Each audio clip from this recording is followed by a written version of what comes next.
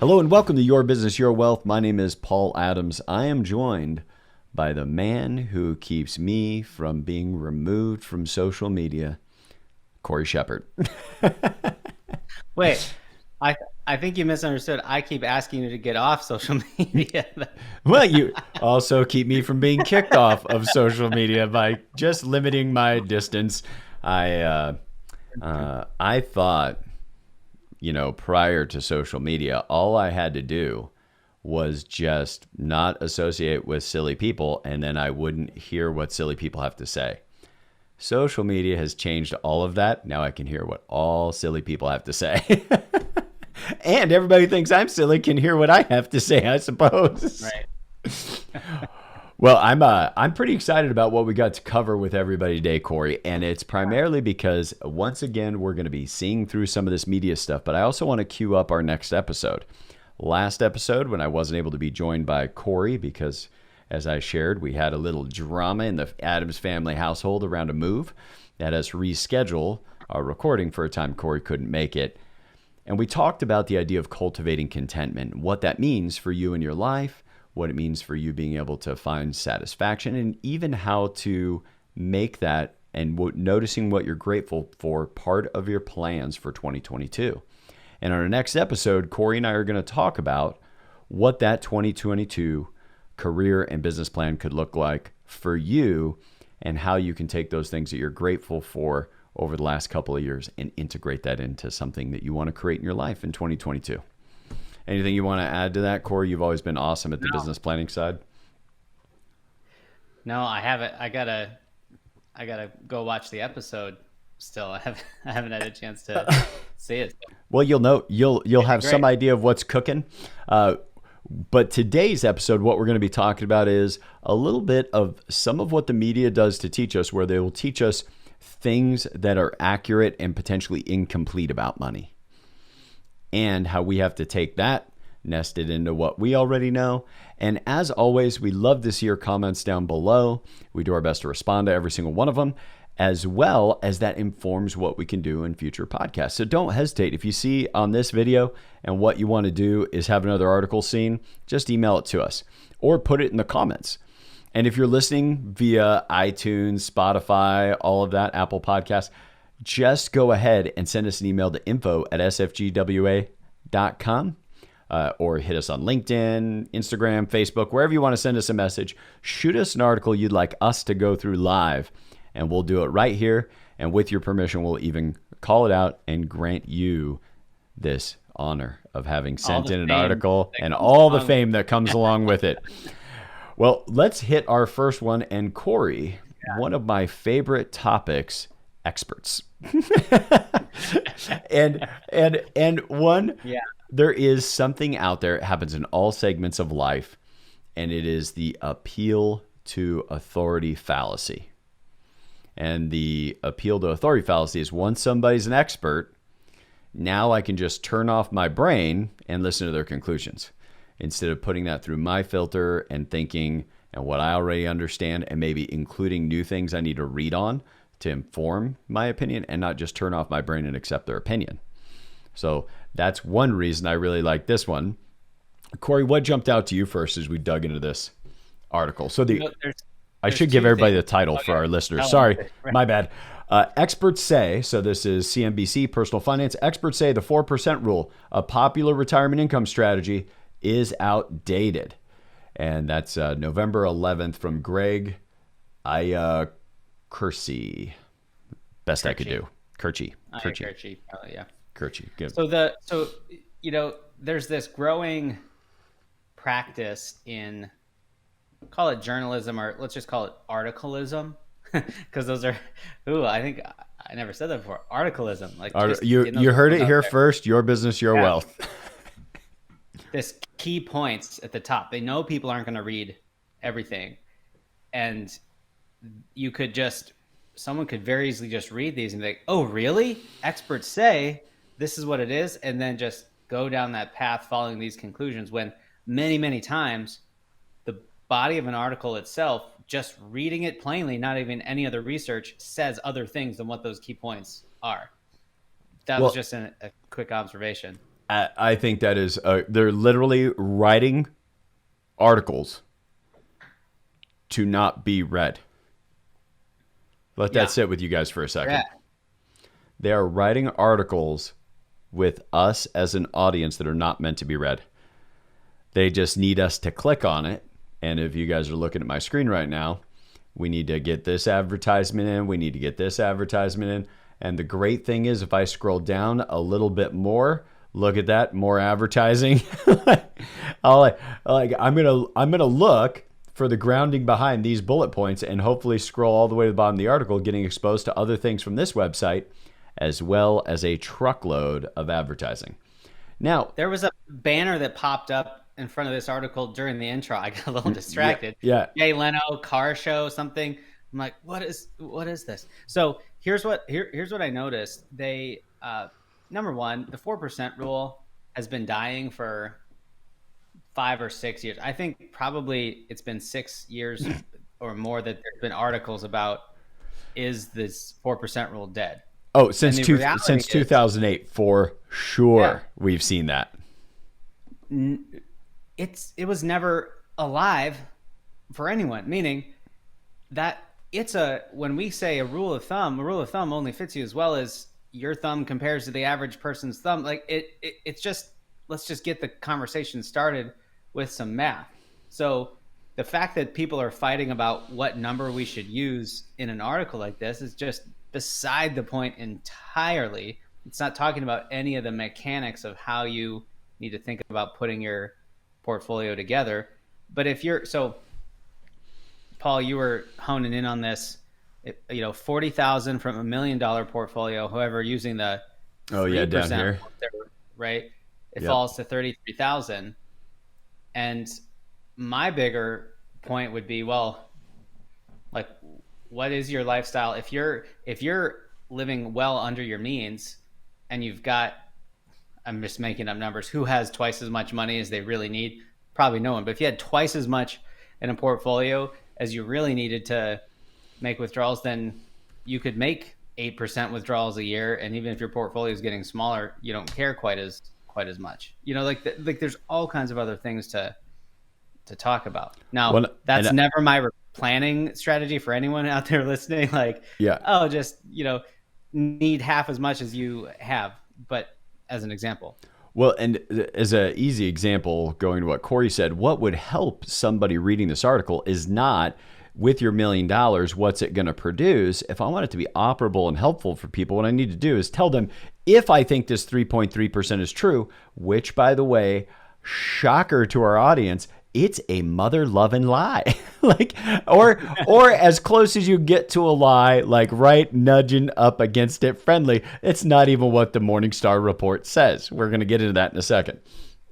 But what we need to do is have people understand, what we want all of you to understand is that the 4% rule is meant to give you an idea of the amount of capital at work that you need to aim at during your career. Whether you're a business owner or executive, you will require a certain amount of capital at work to replace the income you were earning in the marketplace. And it's a lot. If you make $200,000 out in the marketplace using the 4% distribution rule, that means it takes $5 million of capital at work to bring in the amount of revenue you used to by participating in the marketplace. You are one valuable human being. All of you listening are, based upon the amount of income that you make, it takes a ton of capital to replace that income. Now, in this case, this article will be all these things are going to be linked. We used to link them to down in the description below, but we're now just linking you directly to our website. You can go right to this podcast page and get all of these materials, links, read it for yourself.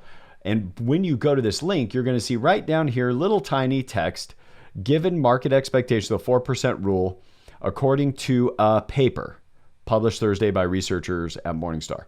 So all of this is built off this paper from Morningstar. So I went through the trouble and I took the slings and arrows of getting added to Morningstar's mailing list to get this article. And one of the things that it talks about is the at a Trinity University in Texas in the 90s, and the creator of this model and the ability to say you can run out of money if you take out more than 4% was largely based on a portfolio of 50% stocks, 50% bonds. But even the portfolio they use in this, I couldn't find anywhere in here what the actual portfolio is. Meaning there is one section where they say this much large cap growth, US, this much, but nothing about international. It just says large cap stocks, medium stocks, small. So I don't know if it's a growth tilted portfolio, if it's got international or not. The word international doesn't exist anywhere in this white paper that's 59 pages long.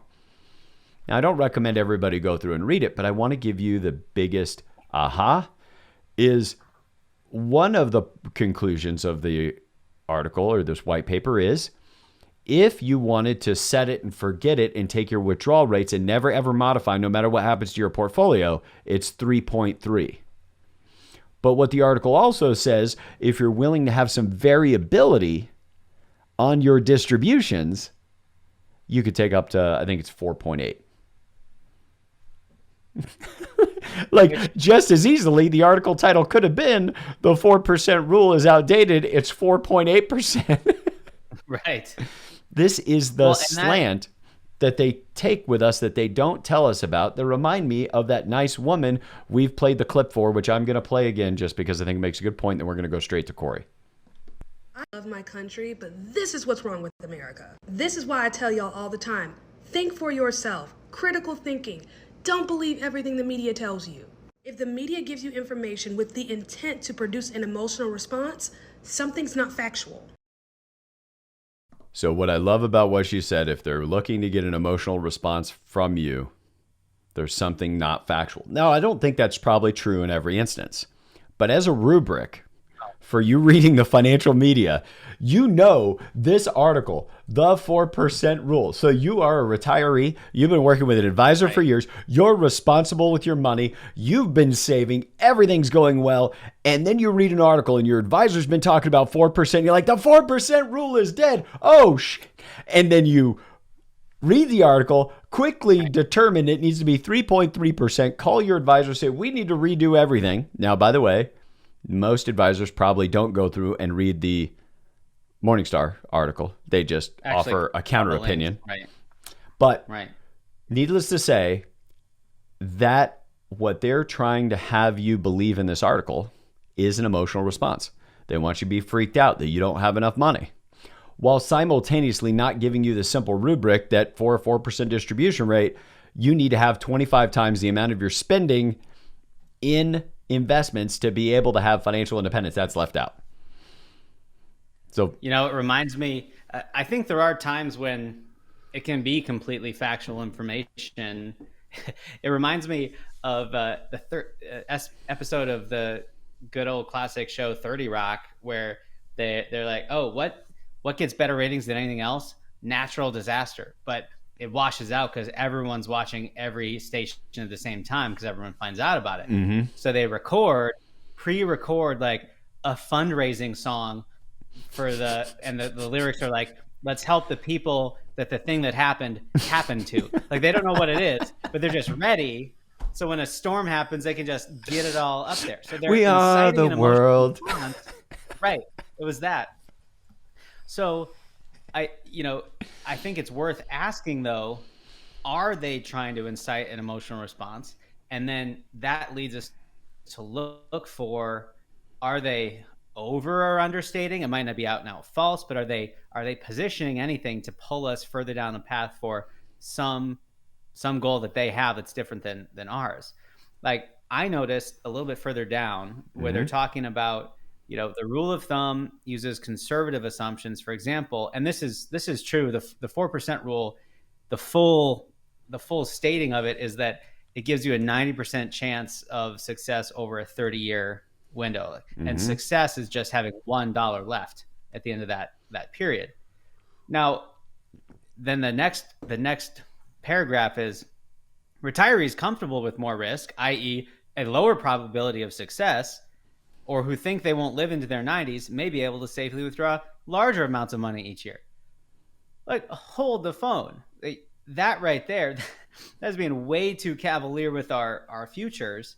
And I would submit that, someone would read this article and think, oh yeah, I can take more risk, but they don't really know. And here's how I test that. I'm flying tomorrow, which at this point, when we're recording it, is going to be the day before Thanksgiving. It was just unavoidable. Wish me luck, and hopefully I'm here next week.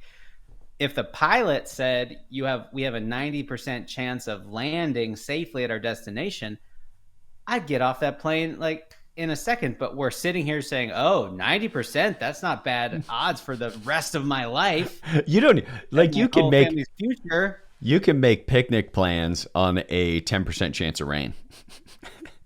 Because you can go inside to a restaurant if it doesn't work out. There is no shelter to running out of money. There's no shelter for this storm. There's no borrowing money to fund your retirement. There's just what the numbers are. And this is the last point I want to make on this article. Is that if you prepared properly for the future, okay, and you've got, let's say, you and your family have been making, $250 or so a year. You're good savers. You got $4 million set aside. There will be a difference between what you could take on a 4% assumption and a 3.3% assumption, but you're going to be okay. You will have relatively more money than everybody else, and the 4% rule is not accurate. The one thing that's left out of this entire article is something we talked about back in episode 188. Highly encourage you guys to go in there. We will put a link to that one in the description, along with a link to the webpage where you can find the rest of the links and resources. But in that podcast, we talk about the idea of putting a volatility buffer between you and your investment so that after a negative year, you don't have to take the distributions that accelerate the erosion of your capital. But let us know below. I want to make sure you guys like and subscribe, but let us know below. What would you do in reading this article, and what would your impression have initially been versus what we talked about the white paper says this article covers? So, Corey, this next one is another one I'm really looking forward to, which is 7-5-2-9 plans to avoid. Now, if you guys have listened to much of our content around college funding, we would say, here's a list of all of the 529 plans. Avoid them. That would be our article title. But there are some situations where they can work well. And this article, the headline says 7-5-2-9 plans to avoid. And they, Paul, we were talking about this beforehand. I just realized I don't think they actually mentioned by name 7 plans in the back and forth. I don't. Yeah, we tried to look through and count them, but it wasn't like. I'll give it to the guy that wrote the other listicle, where it's like, or what did you call it? Articulation, artiperkability. What was your article name? No, it was just like journalism versus articleism. Articleism. That's what I was looking for. So, in this, it wasn't listed out clearly where you could say, "Oh, here's the 529 plans to avoid." That might actually be helpful. It's kind of all encased in this back and forth between the two. But once again, even when we tried to dig in deeper to understand this, reading this article ended up being of almost no use. But there is one thing we've talked to our clients about quite a bit that showed up in here. And so this is, let me see, I want to get to it. Well, I've got a quick example of one that, and I think I count 5 that they mentioned, but the New Mexico is one that they have a negative rating.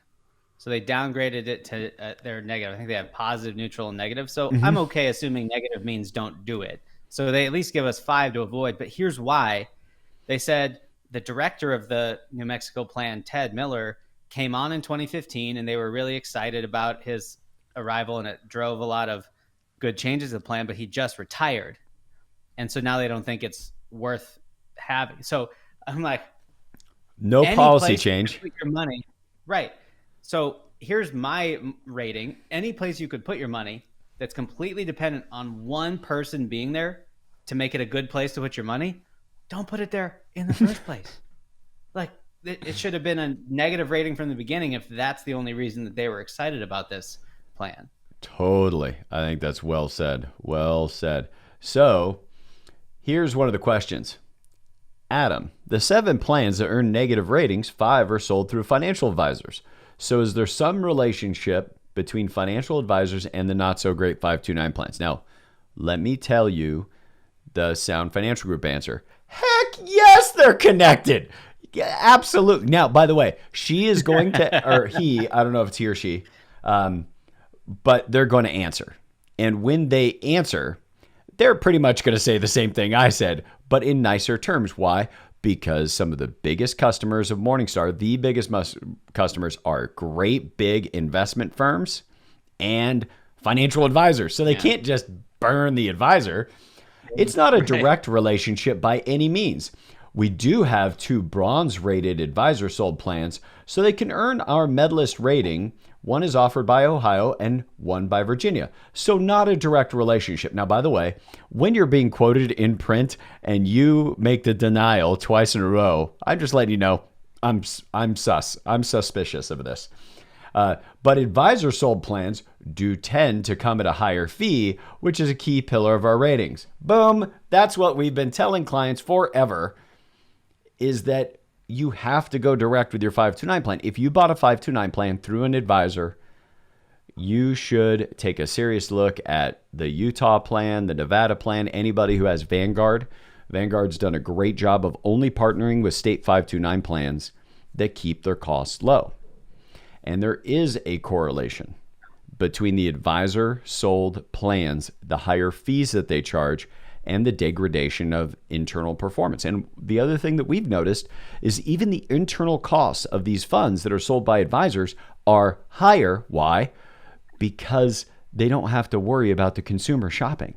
They know that advisor says you should do a 529 plan. This is the one that we use, and it's game over. And they're Edward Jones or Morgan Stanley or whoever they're working with from big box financial retail gets to put them in an investment, earn a commission.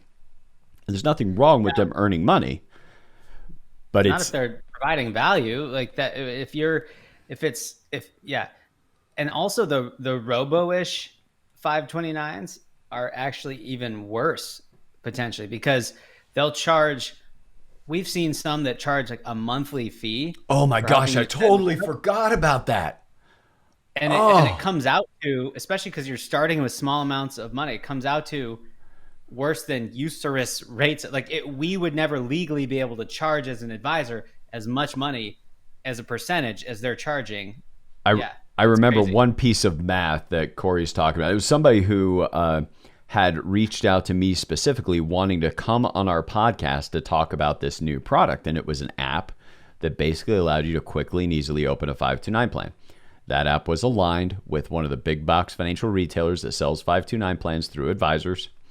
And then what the advisor was doing is not only were they enjoying some of the compensation from the mutual fund company, but the app itself would charge you $5 a month. So if you put aside $50 a month for your child, that's a 10% sales load, basically, not counting any of the internal costs of that plan. And so all of that to say, with 529 plans, we have to be aware. And once again, another article telling us one thing, but then not clearly communicating what's in the very title. And frankly, I wish there was a downvote, some kind of universal downvote on these websites where I could just be like, no, I don't want that garbage because the headline didn't match the body, and get these big companies to make a change. All right, Corey, we have one more myth we have to blow up. But we got a problem. But I do want to say one thing. 529 plans, if you're stuck in them or don't know how to get out of them, or you need a link to a website for one of these no-load plans, put a comment below, shoot us an email, we'll send it back to you. Yeah. All right. Here is the retirement myth that could cost you $100,000. Now, this is an article by Kaylee Hagan, TMF Kaylee, from Motley Fool. Now, here's the thing. The bigger myth here is, where's the myth? Right. Where's the myth? Also, look at the key points again. The first one, retirement costs a lot of money, and most people need decades to save for it. Check. I would, but it's not retirement, because it's like life costs a lot of money. Supporting ourselves in this world, in a U.S. American lifestyle, like, costs a lot of money, whether you're working or not working. Mm-hmm. So it's not about, so retirement's not a thing we buy. It's, life is what we buy. The question is, how much freedom of our time do we have? So the way that they're phrasing that, it's the, what is it, selling past the sale or something? Like, you make people so up in arms about this thing that they don't pay attention to the thing that you don't want them to pay attention to. Yes. Yep. And now, as we go through here, one of the things that this article talks about, and this is going to lead a little bit back to our first article today on the 4% distribution.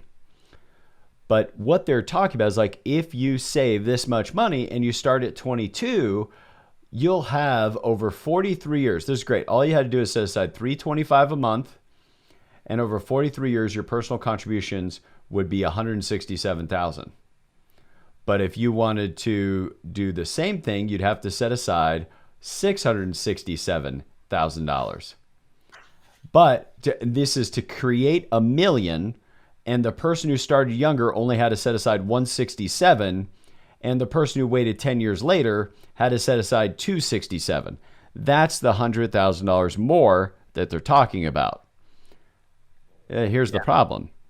Nobody reading this article who has this experience can wind the clock back and fix it, number one. Number two, just like our earlier article, this article does nothing to teach people about the basic mechanics of what's required to have financial success, which would be... And there's no myth. There's nothing that says, oh, if you wait longer, you can actually have more money in retirement. No one's saying that. It was Corey and I were talking before. I'm like the urban legend, like, there's a clown that lives in the cellar and he comes out once in a full moon. That's a myth.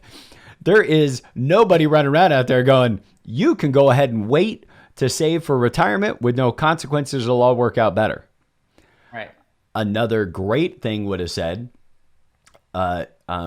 incompetence to basic financial acumen delays many, business owners from saving enough money for their old age, which would also be an accurate description. But what we know, and this is what we're trying to do and seeing through these articles and making this a recurring theme on the show, is that this is just not true or operable. Just like that earlier article didn't give anybody a rubric of how to do the math of whether or not you have enough money. We're not talking they needed to add 2 paragraphs with like a sentence of to find out if you need enough. But it doesn't work for the financial institutions or the financial advisors to enable you to be more independent. What works for them is you become more dependent on them. Yep. Corey, I'm just looking at the time. I think I have enough time to do this. So I want to end our show by giving away a big secret about our industry. Okay. And that is and we've talked about this briefly on the show before, but when we go to a financial conference, I've got one I'm going to go to here at the end of January.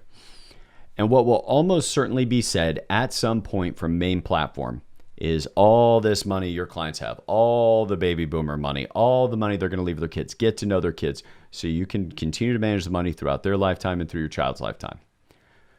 Because what they need us to do is not understand a ton about money, but to lean on them as the advisory team. Because at those same conferences, what will also sometimes be said from main stage is something to the effect of, the biggest compliment a client gives me is saying, I trust you with my family and our future. At these financial conferences, that is the quintessential. When an advisor can say that most of their clients say that, that's a really good thing. We don't think so. We think it's important that you be your own fiduciary. Corey and I have talked about this repeatedly, in the idea that what we have to do is enable you to make the best financial decisions you can. We don't want you to do is be dependent on us to tell you when to save or how much to save. That's why we design these financial philosophies and give you guys some rubrics you can work with, like set aside 20% of your gross income. That in all likelihood, maybe you could save a little bit less if you started back at 22, but in nearly every scenario we manage across hundreds and hundreds of people's lives every year, 20% is the number. That old idea of 10% savings is insufficient. And so what we don't want you to do is to get trapped by an article like this and go, oh, so to have $1 million, I need to save 626. It's like, no, because that $1 million is meaningless for your level of income. That's why it's a percentage of your income. And that's why we want it to be set aside to assets, 20% of income over time. It takes time to get there. But as long as you have an aim to get there, it will cooperate and leave you in a better position to achieve definite financial independence. Anything for this sound financial army that's out there? Just, we looking at this theme of, as you're reading an article, asking yourself, is there anything that they're trying to get you to focus on that has you miss a bigger picture or a bigger truth? Or is there an emotional component to getting you to focus on that distracts you from the other thing you really ought to be thinking about? I think that's a great theme for this week as we go out into the media. Indeed. Well, with that, look for us next week. We're going to be talking a little bit about your planning for 2022 and what it means to incorporate what you've been grateful for the last couple of years, which have been a crazy couple of years. And, as always, Corey and I and everybody at Sound Financial Group hope that this conversation has been a contribution to you being able to design and build a good life.